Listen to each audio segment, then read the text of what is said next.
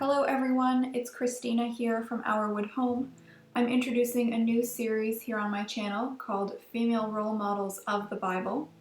It's a blog series that I originally wrote, which I'll link in the description of this video, but I decided to do it as an audio series because that went over well with my submission series here on YouTube.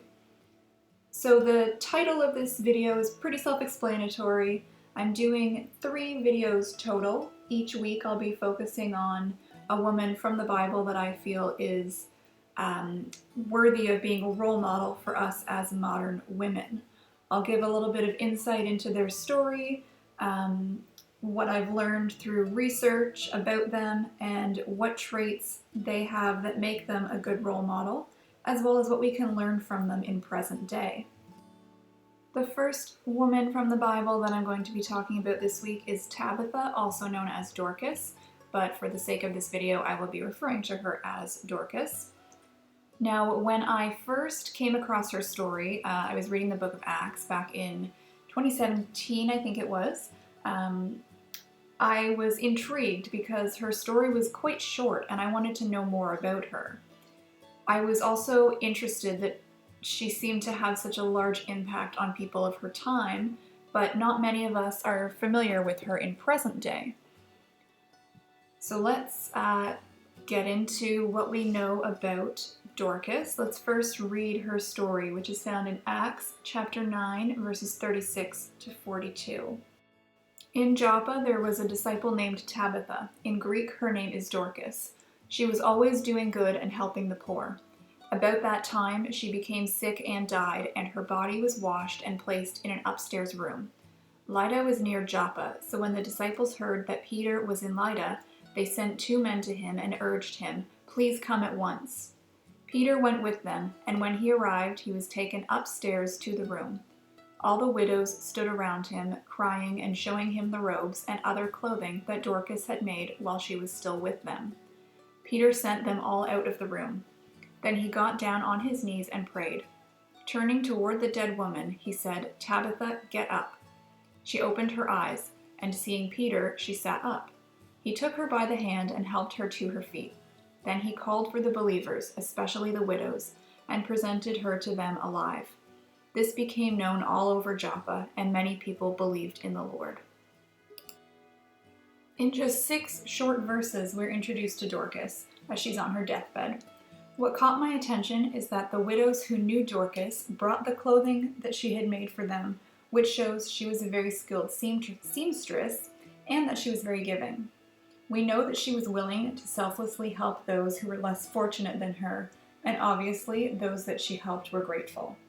As someone who likes to sew, I enjoyed knowing that Dorcas had used her talents for good and had no doubt ministered to people about God as she was handing out robes and garments. Imagine what it must have been like to be the recipient of such a gift. Perhaps there were people who had heard Dorcas, yet still weren't quite ready to follow God. Perhaps they were among those who mourned for her and bore witness to her being raised from the dead.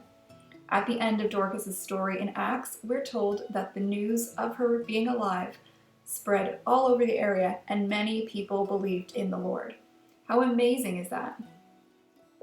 I believe Dorcas ministered to and aided the downtrodden because she truly desired to serve God.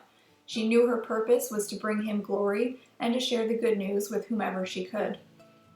It's probable that Dorcas was a woman of means, since she was able to actually make clothing for the poor and the widows instead of giving them her cast-offs. Even today, making clothing takes money, so imagine how much it would take in present day to donate enough clothing to just one homeless shelter. Dorcas was obviously well off, but instead of being selfish with her money, she used it and her talents to reach people for Christ. So here's why Dorcas is a role model in my opinion. First of all, she genuinely served God. Secondly, she was a woman of means, but used it to further God's work. Third, she had a heart for the poor and the widowed. And finally, her life was such a testament to God that upon hearing her story, people believed in him. And as a side note, not related to this passage of scripture or Dorcas specifically, I realize there is a spelling error in the graphic here on the screen, and for that I apologize. It's autocorrect at its finest, people. But please disregard that. Hopefully it doesn't take away from what I'm trying to say here. And this is what I believe we can learn from Dorcas. No matter what skills, talents, or gifts you have, God can use them. As followers of Christ, we should be looking for ways to serve Him using our own unique abilities, because there are all kinds of ways to reach people. Our goal in life should be to do everything for His glory, so that we leave behind a legacy that points people to God. Dorcas may not have set out with that in mind, but it's something that I believe we should be striving for. I hope that you've enjoyed this video on Dorcas. If there's anything that you found interesting or learned from what I've said here, please do let me know in the comments. As with all my other videos, I do not claim to be an expert in anything. I'm not a theologian, I'm not a biblical scholar, I'm just somebody that likes to learn from scripture and share what I'm learning with others. So I, again, hope that you enjoyed this video. If so, please consider giving it a like or a comment or even subscribing to my channel.